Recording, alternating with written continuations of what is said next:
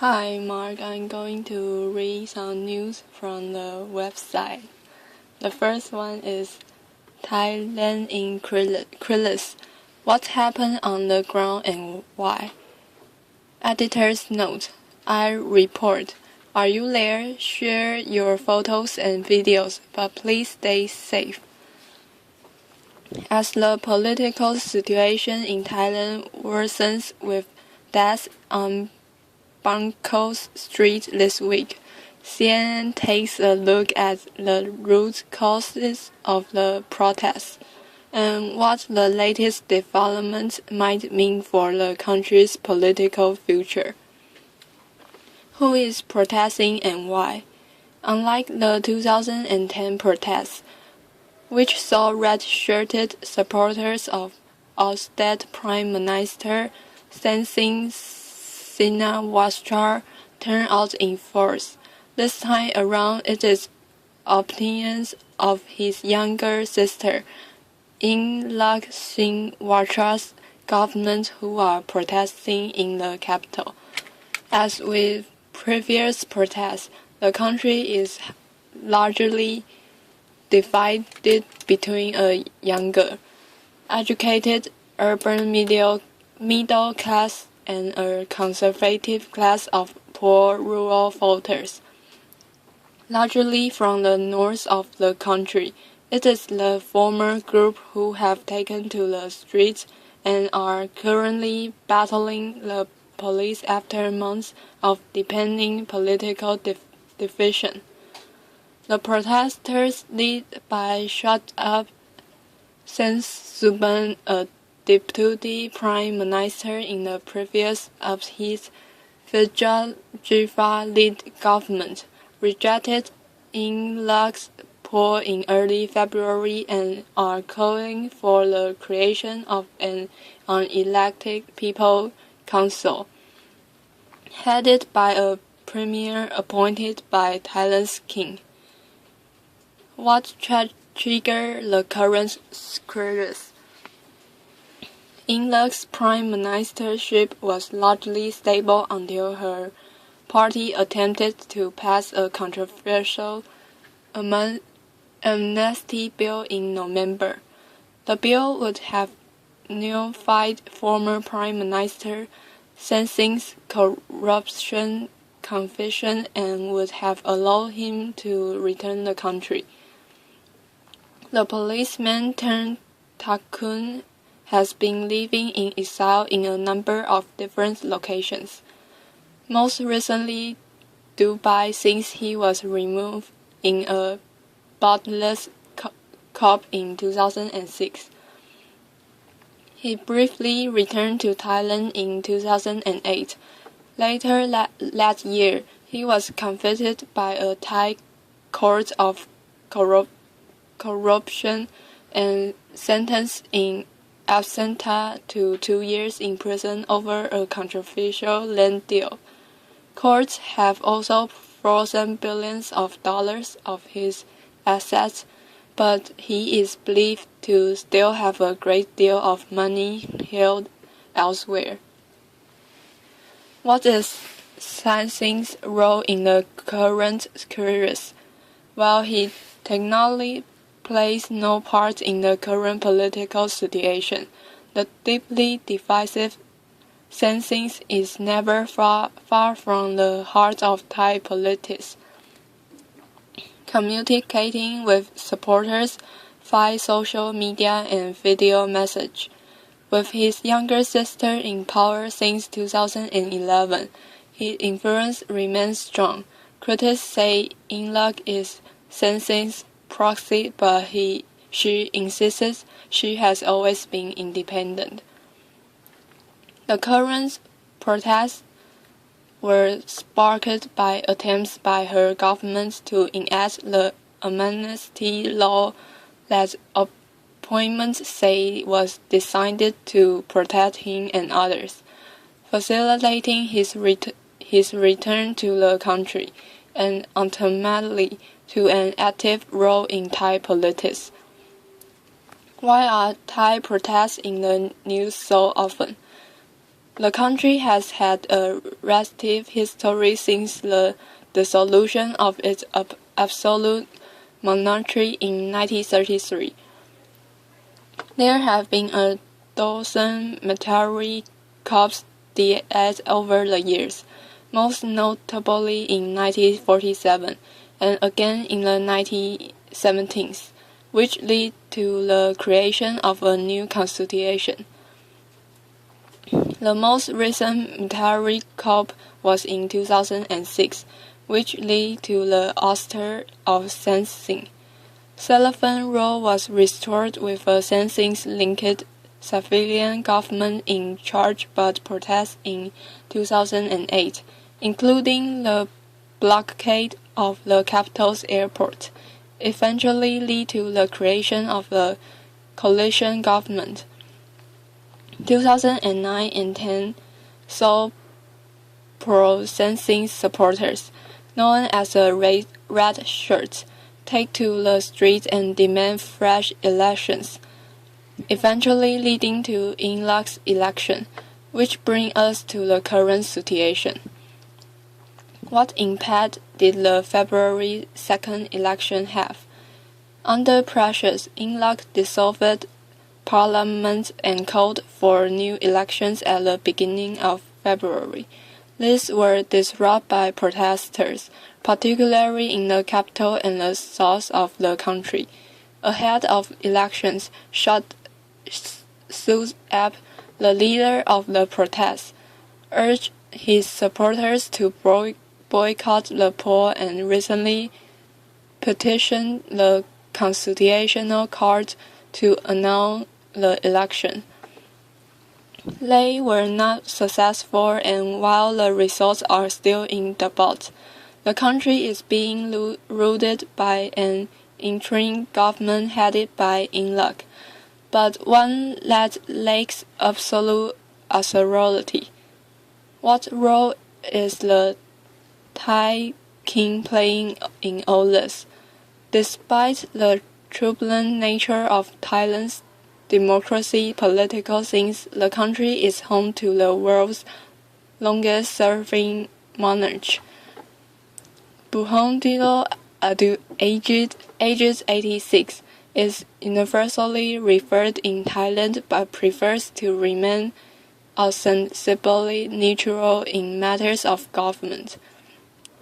Although he called for national unity in his birthday speech in December. What caused the latest flare-up? After a period of relative calm and a feeling that appetite for the protest was dying down, trouble has flared up again this week as police in the capital try to reclaim official government sites occupied by protesters. Reacting to the attempted evictions, around 6,000 demonstrators were estimated to be on the streets of the city Tuesday. An outbreak of violence that day saw 5 people, including at least 2 protesters and a police officer, killed in the central Bangkok, following police action in which tear gas was fired in an attempt to disperse crowds of demonstrators in the street. People among the protesters began firing guns at police, who responded with both rubber bullets and live fire. 50,000 police are said to have been mobilized in the latest operations. 73 people, both police officers and opposition supporters, have been wounded in recent clashes. Will the military step in? Up until now, the military has resisted calls from the protesters to intervene on their behalf, and it seems that its current leadership lacks of the appetite for regime change.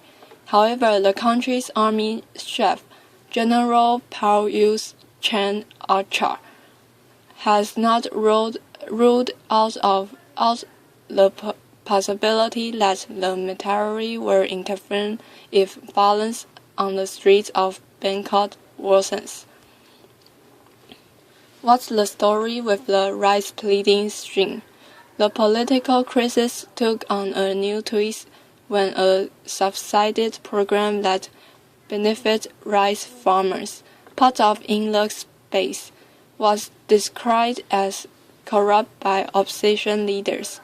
The string was a centerpiece of Inluk's election platform and has been beset with payment problems.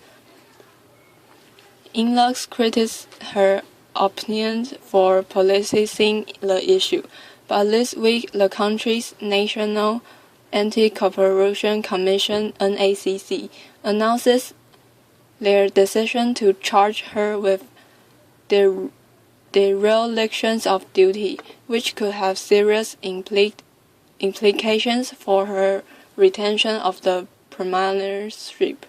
She is expected to answer the charge on February 27th, according to the Bangkok Post. Is Thailand safe? In the run-up to the elections, several countries issued travel advisory for tourists, and in the wake of this week's fatalities, it is likely that these precautions will be used more frequently. Reports of office closure in Bangkok on Tuesdays and Wednesdays have been received by CNN and as a situation on the ground is sectors. The next news, the title is Does Formula Mystery Help Keep Coke Afloat? London.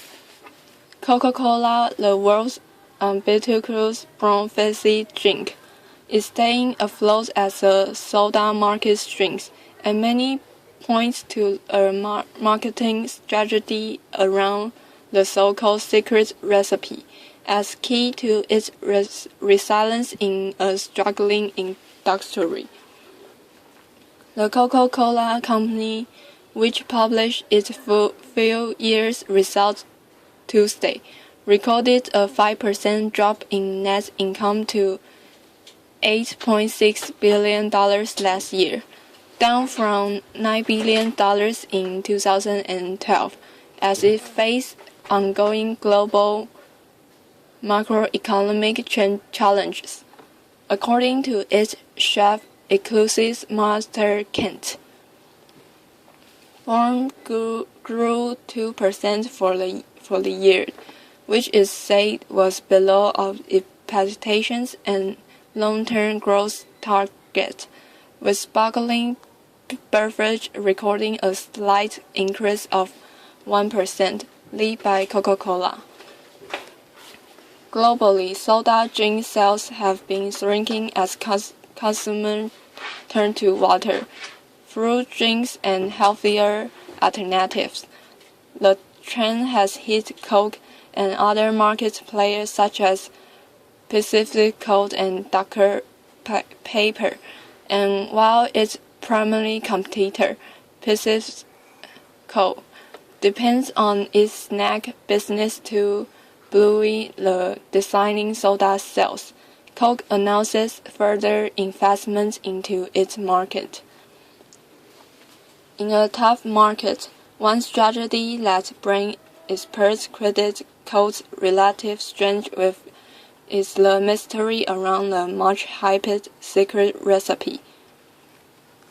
The very idea of mystery attracts attention and is often seen as an element of quality, says social physiologist and marketing expert Ben Foyer, lecturer at London School of Economics and ESCP Europe Business School. A typical customer would think that it must be a valuable product if they are doing all these things to protect the recipe.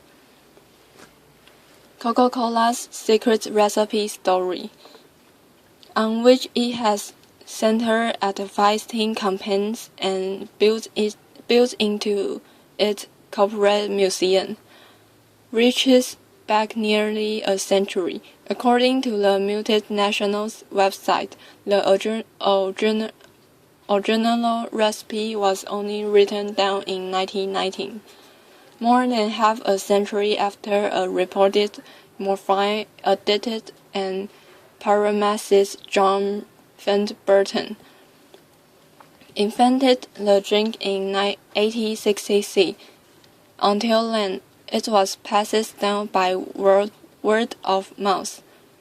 The formula was finally committed to paper when a group of investors led by Ernest Woodruff took out a loan to purchase the company in 1919. As collateral, he provided a written record of a Coca-Cola secret formula. Coke said in a statement on its site, "Since the 1920s, the document sat locked in a bank in Atlanta until Coca-Cola decided to emphasize the secret in its marketing strategy. 86 years later, Coca-Cola moved the recipe into a purpose-built vault within the world of Coca-Cola, the company's museum in Atlanta. The ambience is made complete by red lighting and fake smoke."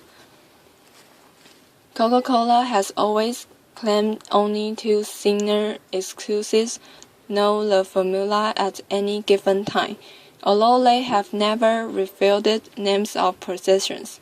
But according to an advertising campaign based around the recipe, they can travel on the same plane. The vault, like one straight from a plane, has a plane scanner, a numerical code pad, and massive steel door.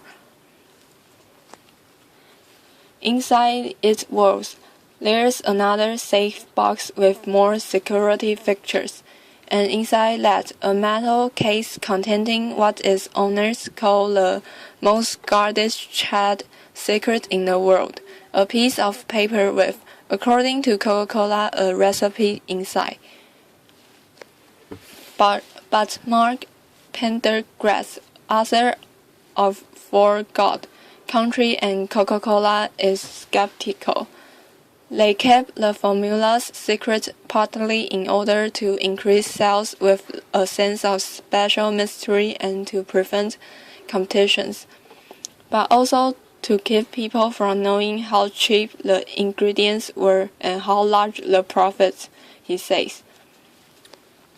The company has never patented the formula, saying to do so would require its disclosure, and once the patent expired, anyone would be able to use that recipe to produce a generic version of the world-famous drink. The secret creates a natural curiosity about the product itself. Consumers are more likely to try to find out the recipe, Foyer says, adding it creates a legend around Coca-Cola's flagship drink. Sources of recipe have emerged through the decades. Their author usually came to have cracked the original recipe by getting hold of antiquated documents. So far, Coke has rejected all of them as fantastic, saying there is only one real thing. Mark Pendergrass' books includes two versions of the original formula. One is facsimile in the handwriting of Frank Robinson, the unsung hero of Coca-Cola, who named the drink, wrote the famous grape logo, manufactured the drink in its early days, and advertised it, he says. Does he think the recipe is genuine? Yes, I think that both of the Coca-Cola formulas in my book are the real thing, version of the original formula for Coca-Cola, he says. In the end, the exact formula isn't really the issue, he says. Pendergrass related a tale told in his book, in which he speaks to a Coca-Cola spokesperson who points out that even if its competitors got hold of the formula, they wouldn't be able to compete. Why would anyone go out their way to buy Yang Yang, which is really just like Coca-Cola but costs more, when they can buy the real thing anywhere in the world? He was told.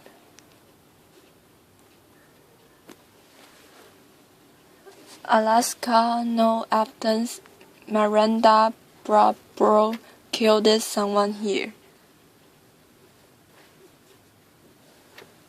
Alaskan authorities say there is no evidence to back up a 90-year-old Pennsylvania woman's claim that one of the countless clothings she carried out was in their state. Miranda Barbaro told a newspaper reporter over the weekend that she killed so many people across so many states in the last 6 years that she lost count. She told the Daily Times newspaper in Sunbury, Pennsylvania, that the kills spanned from Alaska to North Carolina.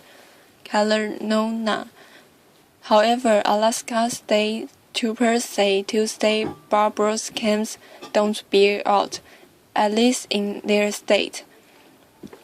At this time, the Alaska state troopers are not aware of any information beyond Barbaro's comments quoted in the press, or evidence that would implicate Barbaro with a homicide committed in Alaska. A statement from the agency said. The agency said it has been in contact with Pennsylvania authorities. We will follow up on any credible lead that is provided to us, the statement said. Claims invite skepticism. Barbaro told the newspaper that she began clothing when she was 13. She took credit for more than 22 but fewer than 100 clothings. Daily Item reporter Francis Scarsella told CNN affiliate WNEP. Authorities haven't verified her claims, although they are investigating. Many are skeptical. Barbaro and her husband, Aleta Barbaro, 22 years old, do face murder charge in the 2013 death of 42-year-old Tori Lafera, who police say the couple rode with a Calici ad, strangled, repeatedly stabbed, and dumped in a yard. If her other claims are true, Barbaro would be one of the nation's most prolific serial killers. Gary Ridgway, known as the Green River Killer, pleaded guilty to killing 49 women in Washington state in the 1980s and 1990s. Randy Stephen Kraft may have killed as many as 65 young men in 1970s and early 1980s. Based on the numbers she gave Scarsella, Barbaro would have had to kill on average somewhere between every 3 weeks and every 3 months for 6 years without leaving a trace. Yet in 2013 clothing, police documents show Barbaro told police she and her husband couldn't clean up all the blood Lafera's clothing left in her CRV. And that's one of the ways investigators traced the killing to her was her own cell phone. The last number dialed on Lafera's phones lead to Barbara, according to police. Even the prosecutor who hopes to convict the couple Northumberland Country District in attorney Tony Rossing said he discounts Barbara's other claims. We have been in contact with other law enforcement agencies where she has lived and haven't received any information for filing what she said, Rossing told WNEP.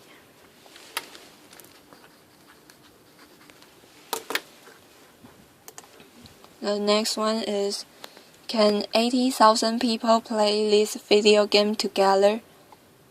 How many people can play the same video game? Not in the same video game, mind you, but play the exact same game at once. With the help of a social media robot, more than 80,000 people are currently trying. A version of Pokemon Red Blue, a 1990s game for Nintendo's Game Boy, has been streaming on Twitch.tv, an online video platform devoted to gambling, for the past 5 days. A user known only by the gamer tag Twitch Plays Pokemon set up the social experience to accept chat comments as the equivalent of button push. You know, typing up moves your character up, down moves hit down, and whatnot. Except the tens of thousands of other people are doing the same things at the same time. The resulting movements of the main character have been spastic to say the least, although the horde managed some success in the first few days, capturing several of those elusive Pokemon. The sheer number of people now typing comments into Twitch's chat window is causing the game's main character, Red, to wander back and forth over the sandbox, bend into words, and check his inventory with neurotic frequency. The page has been viewed more than 10.6 million times, with the number of active users peaking at about 81,000.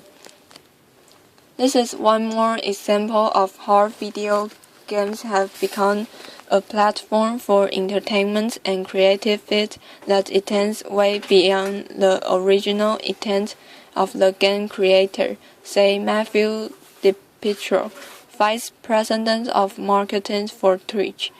By merging a video game, live video, and participatory experience, the broadcaster has created an entertainment hybrid costume made for Twitch community. The modified game's creator, whose real identity is now unknown at this point, has implemented some features to cut down on trolling and help with coordination. The start comment has been disabled after people started sampling it into the chat, and the game now has anarchy and democracy modes that players can select via a virtual voice vote.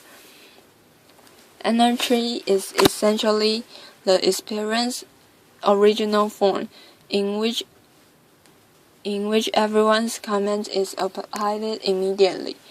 In democracy, players are allowed to vote on their character's next move. It takes a vote from 75% of the players to switch modes through, and you can imagine how easy that is. Fans of the game have created their own subreddit, Twitch Players Pokemon Fan Art, progress tracking via a Google document and a Twitter feed. Twitch.tv hopes this inspires others to transform gambling into entertainment. I didn't really have any plans for it from the beginning, the creator said in an email to gambling site Polygon. I just wanted to put it up to see how people would respond.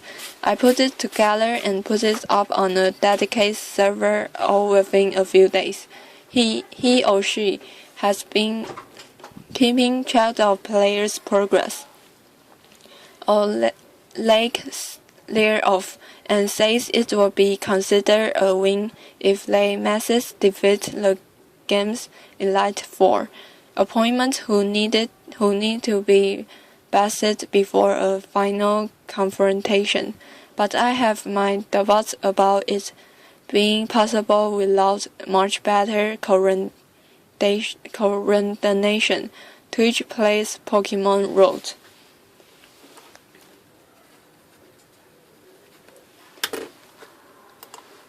The last one, the title is Blasts kill at least 16 in Iraq, 90 wounded. At least 16 people in Iraq were killed Tuesday in 10 car bombs, police said. At least 90 people were wounded. 3 blasts occurred in the capital, Baghdad, and 7 were reported to the south in Barbil province. 3 of the suspect bombs blew up in Barbil's capital, Hilla. Amateur video posted on YouTube shows a car exploding in a garage in Hilla, a huge blast and several vehicles on fire. Iraq has seen engulfed in political and sectarian violence for months. 16 people were killed in separate attacks Monday.